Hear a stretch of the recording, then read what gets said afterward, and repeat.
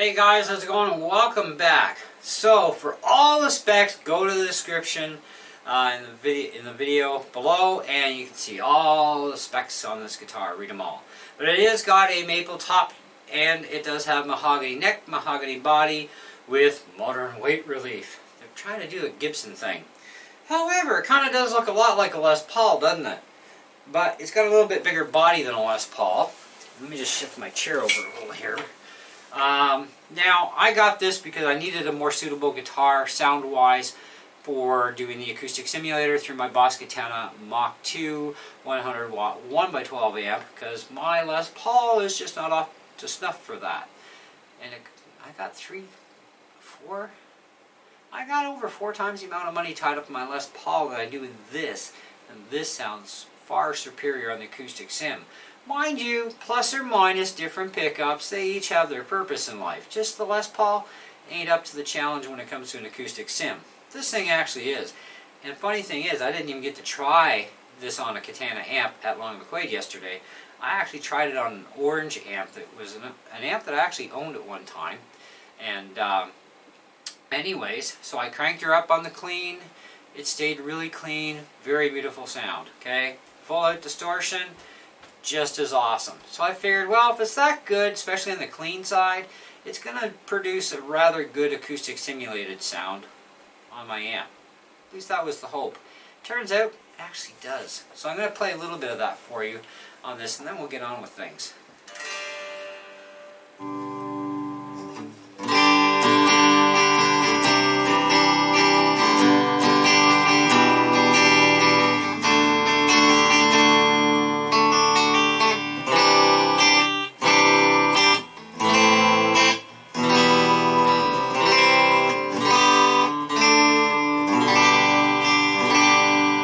That's the bridge, both pickups.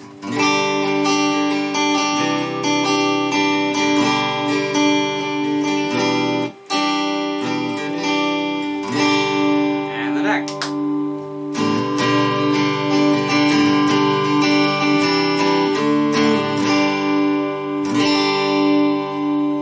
So it does have a really nice, rich sound to it. It sounds somewhat acoustic-y, like a real acoustic guitar to a certain degree, right? You can still tell it's an electric. It's a little bit brighter.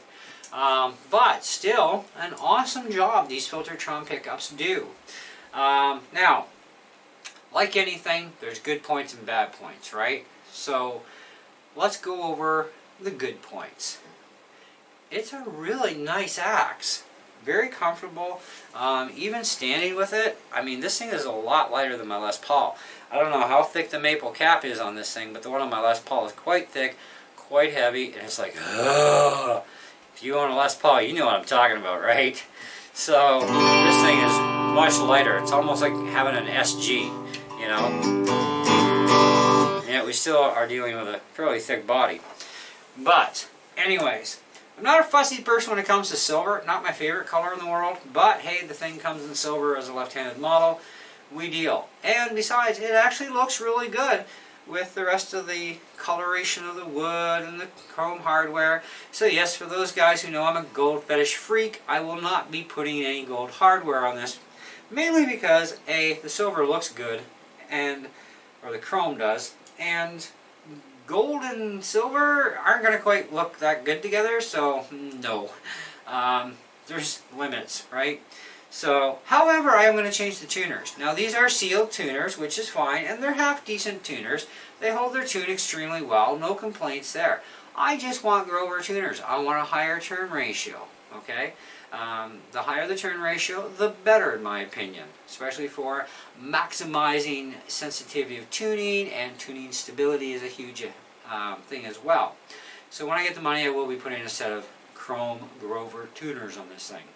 Anyhow, there are some other good things to it. Built-in strap locks, for example. These are part of the whole guitar. You unscrew the thumb screw here, and it exposes some threads on a little post, which even I'm not going to try pulling that out. Normally I put Shaler strap locks on all my guitars, but this is one guitar I actually don't have to. So, you know, they already did their own little strap lock thing. And with this particular strap I'm using, the thickness of it and the fact it's not a big hole cutout, it ain't coming off. I can do this all day long if I want. It's not coming off. Okay, you do have to check and make sure they don't work loose once in a while, because that's a good idea. So yeah, they can actually, if you've got a thick enough strap, and you're going through a lot of rigmarole and roll, back and forth, in and out kind of stuff, you might want to check the screw cap once in a while, make sure the screws are snug and you're all good to go. But otherwise, yeah, the strap ain't coming off. It's totally secure. I do have to get a better color matching strap, obviously, because this is blue, but I've had so many guitars, guys. The amount of straps I have sitting in my closet equates to pretty much a lot of the guitars I've had in the last 4 years, because some guitars I got rid of with the straps with them, so there are a lot of missing straps. But one of these days I should actually lay them all out, and you can get a really good idea from one video just in the last 4 years how many guitars I've actually had in and out of this studio. That I've bought, sold, traded in, traded for other, whatever, okay? And there are also a number of guitars, like I said, probably at least 10 or 15 guitars that went with straps. So, you know, I had a lot of guitars in the last 4 years alone. But I weaned down my collection, you know, which is good, because I had to make room for other things in here as well. But at the same time, what else is good? It's got a tone bleed circuit, master volume, of course. And of course you do have other volume controls, tone controls on this thing. The Gretsch popular tailstop. This is kind of like an Epiphone bridge design, and they also have the higher end version, which is like your Gibson Les Paul design kind of bridge on these guitars. Now there is a weak point to any guitar. At least thank God it's not neck issues with headstocks like there is on Gibsons apparently. I think any guitar that has a headstock issue is the owner. It's operator error when it breaks. However, that's another video. But at least Gretsch does not have a name for having headstocks going kaplooey. So they have another one that's a little less annoying and very cheap, at least to fix. That's in their bridges. It seems that their quality control is very poor at Gretsch, whether it's made in China or made wherever the actual true Gretches are made.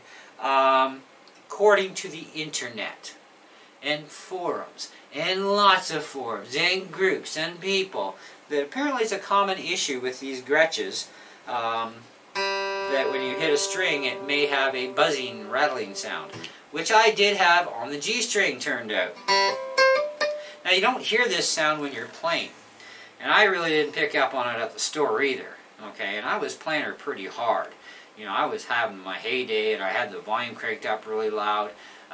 It was pretty obnoxious in there for a good few minutes. I put this thing through the ropes, let me tell you. But I hadn't noticed it until after a couple hours. The guitar is now starting to acclimate to my environment, which is a little bit higher humidity than the store is. Heat differences as well. And I started playing, and I noticed that twangy, chattery sound, and I'm like, what's going on here? Now this is before I knew this was a bad thing on Gretches. So I got a little upset, you know, because there's been a few guitars I bought over the last year that they all went back because of one massive pain in the neck problem or another. I was ticked. You know, after the money I spent on a guitar, I expect to be able to set it up and play it. I shouldn't have to spend more money on it just to get it to run, you know, and this was $780 Canadian plus $100 for the case, so with taxes, we're talking $1,000 at the door. I shouldn't have to fix some other company's screw-up that they've actually been known for quite a while. Now, yeah, you could say the same thing about Gibson. We shouldn't have to fix their problems either. Very true. They could have fixed their problems before they released the first Les Paul. However, that being said, Gretsch has had this problem apparently for quite some time now. And it doesn't always affect a particular string. It could be your E, it could be your B string, like some guy in a video, this is B string. However, the fix is very simple and cheap. You just need a ball-peen pen that has the clicker in it because there's a spring inside. You need a pen that has the very thin spring coils, okay? And then you're going to need about, well, on the G string, depending on where your intonation is set, it has to go toward the headstock, the spring, so you got to actually take the saddle out, unscrew it, pop the spring on, screw it back in, and hopefully you still have enough room to reset your intonation properly. If not, you'll have to keep clipping the spring. But this is to add tension between the screw and the actual saddle, okay? Because there's not a lot of tension, and that's what happens. I guess it's a threading issue. But there are another solution is you can go spend $200 or $300 on a high-end bridge, like a couple people suggested, and it's like, no, we should have this fixed. But Gretsch, of course, no matter what you do, you don't know what kind of bridge they're going to give you as a replacement. So, fixed the problem, little spring, it fixed my issue. However, I still had to do a complete setup on the guitar, which turned out I had to back off the truss rod by a full turn and a half at least, maybe a little more. Now I do have a little bit of relief finally in the neck, which is good.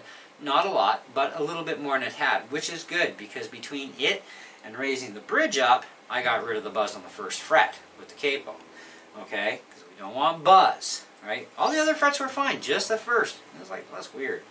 So, as a result though of bringing the bridge up, not quite a 1/16 of an inch, it also meant that the tail stop in the end also had to go up because I had put the tail stop back down, okay, after fixing the G string with the spring thing, and my A started to go a little buzzy. I'm like, oh man, really? Seriously? So it turns out, of course, the strings are touching the back of the bridge, so go figure. So anyways, 5/30 seconds on either side is what I had to lift mine to. Yours may be different, but I also have a micrometer, so I made sure they're both identical. But you can use the back end of a 5/32 drill bit and start with that and see if you've got to go any higher or not. The tail stop won't affect anything in front of the bridge. It's the back end. You've got to get those strings off where they cause buzz and chatter. So do loose nuts. So tighten all your nuts, because I tightened all my nuts. I tightened all the nuts on all the pots, you know, made sure they were all nice and tight, because washers can vibrate and buzz, and that can be caused by just simply hitting a string. It'll make that sound too. So check that stuff. Because I did all this in advance, so I went through everything before I hit the internet, you know, because I was still like, what's going on with this guitar? So that's when I found out about the spring fix, and it works. So if you get a Gretsch and this happens to you, the spring fix is where you're going to be at. Now on this bridge it's easy to do because there's just a wire that holds the screws down in the front. So you just pop the wire and you can pull your saddles out. On the higher end bridge you can't do that.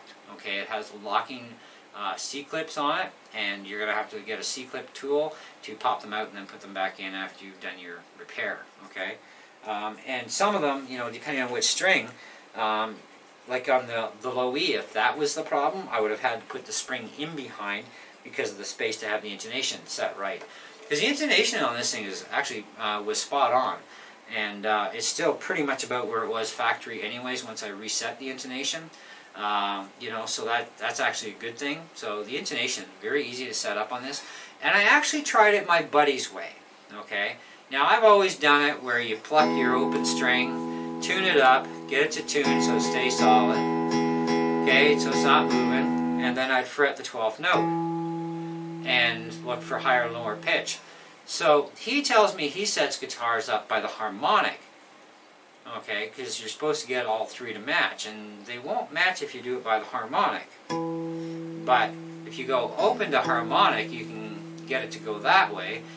And I thought, well, you know, I've been doing the other way and it's always worked for me, right? And I could still, you know, do a chord and it would be fine. But, I don't know. So I tried it, and with this guitar it seemed to work. So this is the one guitar where I just went open string and then 12 fret harmonic for the intonation, and it's spot on. And I have no problems with waver sounds or out of tune sound, which you would get on a lot of other guitars out there. So there are guitars that actually have to be done where you fret the 12th fret. Okay. Anyways, that being said, all said and done, I think that $780 is too much for this guitar. I think it should be about $700 considering we have to fix Gretsch's screw up on their guitars. And if this is actually true that it's happening on all of their electric guitars, yeah, they really need to get on the ball. Especially for their higher end stuff, because there's nothing like pissing off your customers and losing them because you're not making a quality product. So if anybody from Gretsch is watching this video, guess what? You need to fix your stuff properly and have it properly quality controlled, because this is ridiculous. I just spent $1,000 and I still had to fix the bridge because of a problem that was a factory issue, which I am not the only victim of. There are tons of people out there, it seems, all over the internet when I was searching, that are having this same problem. And like I said, it's random on which string it's going to do it on. It could be a couple of strings. But that's the cheap fix, is with the spring trick. So I'll have a video another day for a full out demo. I just wanted to keep this as a review, to keep things short, and just give you a bit of, you know, how it sounds acoustically. You know, that's a nice acoustic sound. Like, that's beautiful. So I'm quite happy with that. It does the job quite well. Played it in church last night, very happy with it. Even our worship leader was very impressed with the sound of this thing. Because I have taken the Les Paul before with the acoustic sim, and it's just not the same by any means. This is so much better. Fuller, richer sound out of this. You know, just great, fantastic. But I will put the guitar at 4 out of 5. I think it's a 4 out of 5. I would still say buy it, but just be aware, you may have that issue. I don't know, I can't say that it's a fact that it's going to happen to you. It may not, who knows. But from all the talk on the internet, it seems that this is happening to all the Gretsch solid bodies for sure. And I think the guitar that the guy had on the video that I saw, I think it was a semi-hollow. You know, and so that's another one to look at, is semi-hollow bodies from Gretsch, that you may end up with this issue. And it fixed his, and he already said, you know, he's got no problems with any other string. His was the B string, but he's still going to go ahead, take it apart again, and just do all of them and get it over and done with, and then you don't have to worry about it ever again.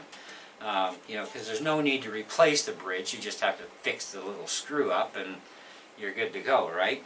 But otherwise, it is a beautiful instrument. It plays awesome. I'm very, very happy with it. This thing is going to get played a lot, probably a lot more than my Gibby, which is fine, you know. I still play my Gibson, it has its purposes, but it doesn't go well with the acoustic sim, where this actually does. And the chrome does look good with the silver, so I'm happy with that. It looks really, really nice. Even my Telecaster, I had thought about changing everything to gold because of the butterscotch and the maple neck, but you know what? It's fine the way it is. I like it. It's cool. It's, you know, some things you just don't go overkill on. I went overkill on my Les Paul, but it deserved it, and it needed it, and it's awesome, and I love that guitar. But I'm not going to change this. And to answer your question, no, this does not have coil tapping or coil splitting pickups. These are straight on out 2-wire pickups. As far as I know, they're 2-wire, but it does have that tone bleed circuit in it. But there's no coil tapping or coil splitting features at all in these pickups. So, and like I said, these are the Filtertron. But again, in the video description box below, you will find all the specs on this guitar that are listed from the Long & McQuaid website. So if you are interested in this particular Gretsch in a left-handed model, it does come in silver. If you're going right-handed, they have tons of choices as well. I'm not sure if they have this exact model in right-handed because I didn't bother to look, so maybe you might want to take a look. Long & McQuaid link will also be in the video description below as well. It'll actually be the first thing you see, and then it'll be the list of all the specs of this guitar so you can look them over and check them out. But that's it. That's what I got for you. So hey, thanks for watching. Do stay tuned for the demo video. We are going to do a really nice demo video for you guys with this guitar. I don't know exactly when, maybe tomorrow, maybe the next day, who knows. A couple of days from now, it's anybody's guess, but you'll know. If you're subscribed to my channel and you've hit that bell for notifications, you'll know when the next videos go up. So in the meantime, thank you so much for watching, staying tuned, checking out this video, and we'll catch you on the next one. See ya.